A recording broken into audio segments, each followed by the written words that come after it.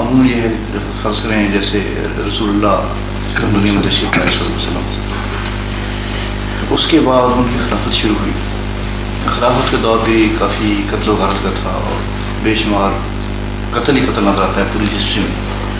نہیں اتنا نہیں ہے، میں بتاؤں گا. ویسے لگتا یوں ہی زیادہ مولویوں نے خود اٹھایا ہوا ہے اس کو اتنا زیادہ، لیکن پھر بھی لگتا یہ ہے کہ جاتے ہی قتل و غارت اور خون کی ندیاں بہہ گئی ہیں. It's not so. رسول اللہ کا مطلب جسم مبارک تو وہیں پڑا رہا، اس کے بعد خلافت کے جھگڑے شروع ہو گئے اور نماز جنازہ بھی ملتوی ہوا. مطلب یہ سارے نہیں یہ دس از ناٹ رائٹ. پتہ نہیں کہاں سے جھگڑے شروع ہوئے، جھگڑے شروع ہوئے جنازے کے متعلق. First of all correct your information. حضرت صلی اللہ علیہ وسلم کے جنازے کے وقت ایک بھی جھگڑا نہیں اٹھا،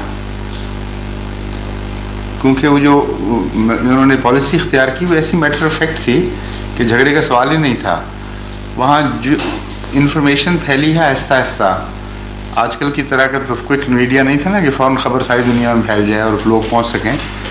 تو مکے اور مدینے کے درمیان 250 میل کا فاصلہ، کئی دن کا فاصلہ ہے.